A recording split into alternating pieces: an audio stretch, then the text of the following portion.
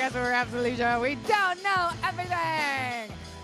Woo! Oh my God, I am your host, Kelsey Darragh. And y'all, this might be the most chaotic episode of Confidently Insecure I've ever done. Because some housekeeping. Oh my God, I'm literally sweating, y'all. I'm probably out of breath too. Let me just take a breath. Here we go. Let's do a cleansing breath. I hope that helped a little. This is going to be the most insane episode ever because I, last minute on a whim, very impulsively bought a ticket to Munich, Germany to go visit the athlete. And this was a couple days ago, and I'm supposed to leave like less than 30 minutes ago, and I'm just now recording this episode. I was like, I will not leave until this fucking episode is recorded. I don't care if I'm late for an international flight. I'm going to do this freaking episode because I don't want it to be late. I don't want to miss an episode. And this is one of my favorite segments. This is a hose throughout history. Now, this is going to be a little different. We've never done this before because I asked a friend, a former producer and lovely, lovely friend of the pod, to actually write the script for me. Yeah, normally I'm the one who is always doing the research. I pick out the girly, I watch all the videos, I write little notes as I'm talking. Like, I'm always the one who's absorbing the information because I like that stuff. Like, I really like to, I feel like the best way I learn it is by actually doing the research myself. It's hard for me to just like read off of something and remember it. I also drank a crazy energy drink right before sitting down, being like, this is a good idea. And now my heart is beating out of my chest. It's a 13-hour flight and my boobs that I don't have are sweating. So just bear with me, y'all. I know the energy is frenetic. So I am going to actually be reading this with y'all for the first. I'm going to be learning as y'all learn. And hopefully I get this right because I feel like I definitely inject a certain way of telling these hosts throughout histories. And we're going to see what happens. Okay, let's all take a sip of water. If you have your water, take a sip.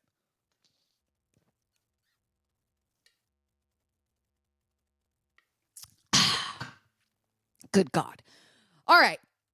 Let's dive right into it. Here we go, y'all. This is the Hose Throughout History Theodora edition. Oh, like I wonder if it's Theodora from Dear Theodora. Oh, that's not Theodora. That's Theodosia. Isn't it? Don't Google it.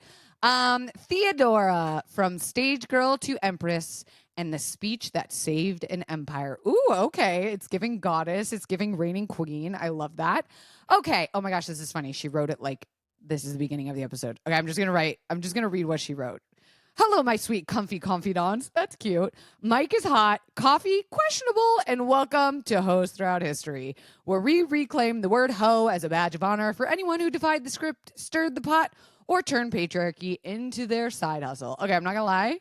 So far, she's spot on. You did not have to do all of this, girly Bob, but thank you.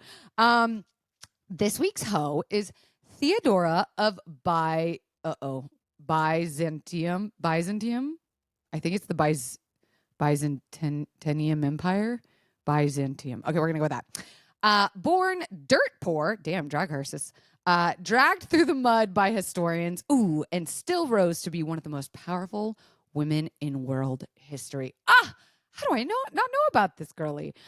She went from a stage girl to Empress of the Byzantine Empire, passed laws protecting women, and dropped the most savage "don't you dare" speech in history that literally kept Constantinople standing. So grab your drinks, let's cuddle our pets, and dive into this scandal. That was such a good intro. Okay, she's broken it up into acts. I like that. Okay. Theodora was born around 500 CE. Does anyone know what that means? CE, Christ Enterprises, Christian entrepreneurs, century European. I'm going to go with century European. In Constantinople, which is modern day Istanbul as we know it, her dad ran the bears at the Hippodrome. What is that? You can picture the NFL, but instead of players, cheerleaders, it's chariot races and animal fights. Ooh, I don't love that. But I wonder if When she says she ran the bears, she literally means he ran bears. Okay, well, Dad seemed like a questionable guy, but a hustler nonetheless. He ran the bears at the hippodrome. When he died, oh, sad to see it, but that's what happens when you're an animal fighter guy. When he died, her family got tossed into poverty. You hate to see it when the dad's the breadwinner, and then when he dies, and you have no backup plan, you have no financial savings. All right, to survive, Theodora and her sisters performed on stage. Comedy skits, burlesque style entertainment, sometimes, and this is italicized, very sexual. Okay, it's giving stripper. It's giving I'm picking up midnight dancer. Ancient historians like Procopius, a shady gossip blogger, if there ever was one, wrote that Theodora served countless men. Ooh, that body count. Let's go, queen. And even described obscene acts involving geese. What? I don't know if I want to imagine that. Obscene acts involving geese. Okay. We're going to just like pretend this was a different time, right? Porcupus, I hope that's how you say his name because it's giving porcupine. Porcupus claimed that she would lie on her back and take all comers as a teenager. Okay. Do we believe this is actually real or is this just men being gross? How do we treat the way we define our sources all the way back then, right? Like, it might be slut-shaming. Okay, it might be a little exaggerated. Sounds like he hated a powerful woman that wanted to do what she wanted to do with her body. Here's the key. While men wrote her off as a hoe, Theodora was learning how to read the room. That's right. She figured out how the men worked, how they were moving, how the power dynamic shifted between the dudes, and that street smarts meets stagecraft combo. Turns out that was one day going to save an empire. Okay. Little teaser, little climax coming, no pun intended. Also, I love that she was basically like watching the chessboard from above. She was like, okay, clock in this. Okay, who's in power here? Who's like the big dog? Who's the alpha? It's like, it's sugar baby, but like I'm going to become the sugar daddy also. By her teens, she traveled east, becomes a courtesan, whatever that is, even spends time in North Africa. Oh, as a mistress to a governor? Okay. She just came right out. She just was like, this is a career path. I do choose to accept it. Things with that ended messy, apparently. And she was abandoned, go figured, by that African governor. Makes sense. And she walks, oh my God, she walks hundreds of miles back to Constantinople. She was also broke as hell, sick, but still standing her ground. That's hilarious. Talk about the greatest walk of shame of all time. You literally go from Istanbul down to North Africa, become a mistress to a governor, and then he dumps you and makes you walk back to Constantinople. Okay? Tell me women can't do anything. Okay? Who's the last man that walked back to Constantinople? This is hilarious. Again, don't know if this is a rumor. Like, is it actually true? I wonder if she was like, you're nasty. You said you were going to leave your wife for me and you never did. You're broke as a joke. I'm leaving. And she was like, I don't know, looking to get her steps in. That's wild, right? Act 2 says, this is time for the meet cute. Enter Justinian. Oh, if I've ever heard a freaking like fantasy novel, like romantasy name for a prince, it's Justinian. And I don't know if he's a prince. We're going to find out. Oh, he was a senator, an ambitious senator with his eyes on the throne. When a hustler meets a hustler, we love to see it. He meets Theodora, wonder how, clocking not just her beauty, but her wit. Remember, our girl was a stage performer. She's got the yucks. She's got the jokes. She's got the laugh. And go figure, he falls hard. Okay? He gets dickmatized by that pussy. There's only one problem, though. Roman law. Oh, this is interesting. Roman law at the time literally barred actresses, dancers, and sex workers from marrying politicians. I don't know how I feel about that because on one hand, what does that have anything to do with politicians?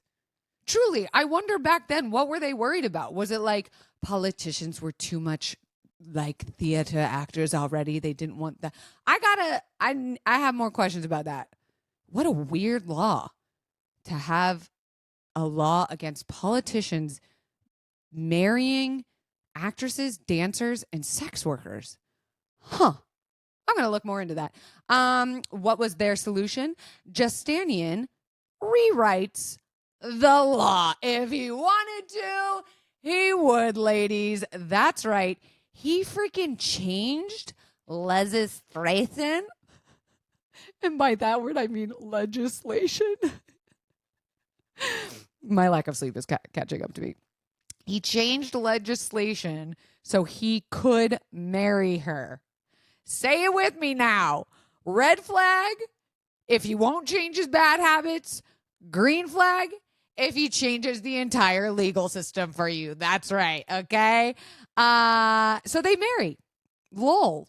They just married. He changes the law. He is a senator after all. And he says, JK, I think we should all try this maybe. See how it goes. See if it's what it's all about. This is a stupid law anyway. They marry. And when Justinian becomes emperor, okay, rising the ranks, climbing the corporate ladder in 527 CE, Theodora, our girly pop, is crowned co-empress. Not that side piece, not a +1. She is a co-ruler, which is very cool to give like that much power to a woman as a man back then. We love that. People are pissed. They do not like seeing our sex worker in a position of power. They say, we don't like that, so we're going to make a petition, which is so stupid. Like, what are you walking around with like a freaking stone tablet and a pen asking people to like sign your little stupid change.org petition? They don't like her, and they take the petition all the way to court, and she still sits beside him on the throne. And she's like, LOL, guess what? I am the court bitch, and I say your petition is stupid. This is pretty scandalous because the elites back then were calling her a shameless harlot. It's my goal to be called a shameless harlot by somebody. Church fathers, great. Let's hear what they have to say about this. What do the church daddies think about our girl? They say she was the downfall of morals. Oh, okay. So she's like the Roman times Eve, right? Like she was the original sin of our like Braveheart days. But the working class, I'm going to go ahead and guess that they loved her, right? Let's see. The working class, women, sex workers, and anyone else who would be normally chewed up by the system, they saw a woman who came from their world now in power, right? The glow up of the century. And it begs the question, do we think our girl Theodora actually loved Justinian the way he loved her? Or was it strategy? And frankly, does it matter? Can it be both? I think yes. Once in power, Theodora doesn't just sit around in purple robes. And that makes me think, okay, she was actually doing this to like be a boss and do stuff. She wasn't just going to be like a housewife. She wasn't going to just be that like arm candy, right? She decides she's going to start writing policies herself. Okay. So she writes policy that outlaws certain forms of forced prostitution. Okay. We love that. She also sets up safe houses for working women leaving sex work. Oh my God. She's like a Mother Teresa of prostitution.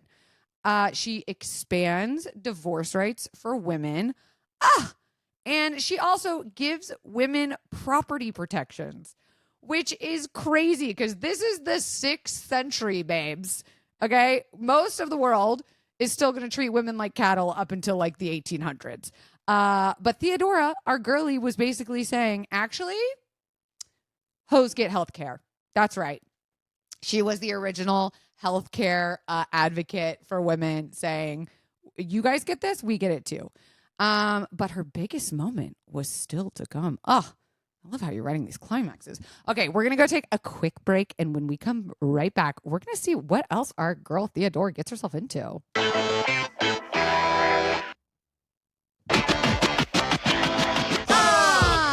Okay, so it's 15. No, not 15. It's 532 CE.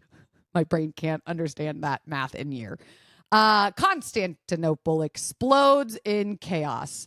It's like two rival fan clubs against each other, the Blues versus the Greens. That's an interesting example of what you mean by that. And it sparks riots at the Hippodrome, okay? But this isn't like Lakers versus Celtics. It's politics plus class warfare plus gang violence rolled into one. Okay, so it sounds like it's like three gangs. It's politics, class warfare, and gang violence all rolled into one. Oh, snap. I didn't know this. For 5 days, the city burns. The palace is surrounded. 300,000 people pack the Hippodrome screaming for our girl's man's head, for Justinian's head.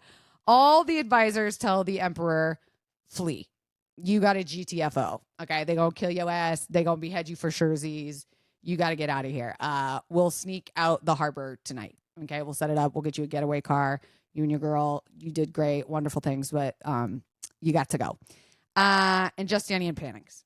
Okay, he's ready to run. But you got to imagine, I know what's coming. Our girl, she's wearing the pants in this relationship, right? She stands up in the middle of the chaos in front of generals, senators, and her husband and says the line that saved the entire empire. My opinion is that flight is not for an emperor. Okay. Purple is a fine color for a burial shroud.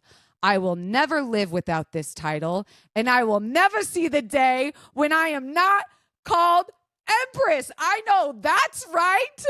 She really said, I will fucking die in these robes before you strip me of my title. Do you know the nastiness I had to do and endure to get here? You think a couple of little gang members are going to scare me? You think 30,000 people is enough to scare me and shake my core? I love that. My opinion is that flight. My opinion, I imagine this is how she said it. My opinion is that flight is not for an emperor. Purple, it's a fine color for a burial shroud. I will never live without this title, and I will never see the day when I am not called Empress. Ah, what an icon. Why are we not getting that tattooed across our foreheads? Translation, you can run if you want, but I'd rather die in power than live as nothing, which is so true, because then she'd always be remembered as like the girly pop who fleed. The room goes dead silent. The men are ashamed, and they're like, ah, shit, we should probably regroup on this, guys. That was one hell of a speech. That ignited a fire in me. That got my loins a shaking and a quaking. So Justinian's like, I'm gonna back my girl. And he deploys his general, Belisarius, bribes the other side, so the people opposing him, to switch sides. He was like, all right, fine. I'll give you some money. I'll give you some bands. And the army massacres the rebels. That's interesting because I don't know who this enemy side is. I don't know if they're good or bad, and they're like using their power to stop the bad from overtaking the good. That's what I'm going to believe. That's what I choose to believe. Wow, it's bloody, okay? They slay 30,000 people in one day. Yo, that's a lot of people. Women, okay? We hold the power. Don't forget that, ladies. You can change a whole fucking goddamn empire in a city with just your words, okay? But the empire survives, and that's the most important. I can't even imagine being the only woman in that room. And I hope there was like other women standing off to the side being like, fuck yeah, that's our girl. Let's go. Wonder if she practiced that speech in the mirror. What's my purple shroud moment? Have I ever had I will not, I shall not. What's a hill I would be willing to die on like that hard? The only thing that's coming up for me is one time I grew up in a cul-de-sac neighborhood where all the kids on this big long street, we all hung out with each other. We were like various 2-3 grades off from each other. And so we all hung out after school, curriculars. And I remember they were bullying one kid, and I was like, that's not right. We're not going to do that. And that's the only memory I have of that. But it did feel powerful. So here's the aftermath, right? After the riots, Theodora's influence is unmatched. I know she's pegging that Justinian after that. She's like, remember that thing I wanted to try? We're doing it tonight. She co-builds the Hagia Sophia, which is still one of the most iconic buildings in the world. What a name. Hagia Sophia or Hagia maybe? I don't know. I got to look what that building is. Brokers religious disputes between rival Christian factions. Imagine moderating a group chat where everyone thinks they're the only one who's right. That sounds about Christian. And continues to pass laws that protect women, especially against trafficking and abuse. We love her. I can't believe I'm about to fly with like a mid-sinus infection. Pray for me, please, y'all. Of course, Procupus, our porcupine guy, our gossip king, writes The Secret History, calling her, ooh, this is a read, a whore who never had enough. And paints her as cruel, lustful, and demonic. Okay, hater. But here's the thing. Men only write this way because a woman made them feel small. So if anything, those haters are just like bad Yelp reviews, right? She's like, I stand on my business. She dies not long after, though. This was in 532. She dies in 548. They say probably of cancer in her mid-40s, which maybe back in that time, that was actually quite a long time to live. Justinian mourns her for life. He never remarries. Damn, that guy had it down bad. And her policies outlast her, woven into Byzantine law for centuries. So I think this porcupine guy was just salty that she probably wouldn't sleep with him. Because he sounds like a real fucking loser. Or I wonder if he was just like genuinely terrified of her power. And the only way to knock a woman down a peg is to try and start a rumor about her. Anyway, so what did we learn, right? Her reputation did not equal her reality, right? Men called her a slut to dismiss her. And then she used those same skills that they mocked her for to run their freaking empire. Imagine being a guy who was like, I think I had sex with her. And everyone's like, yeah, okay, dude, whatever. And they're like, no, I definitely fucked the Empress. And they're like, Johnny's delusional. He's been sipping too much of that mead. You can write your own code, all right?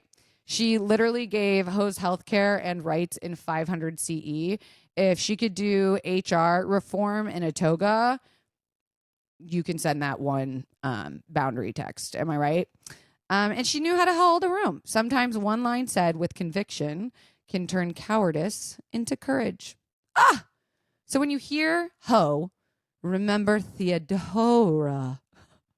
She went from stage girl to courtesan to a survivor, a co-empress, a lawmaker, and an empire saver.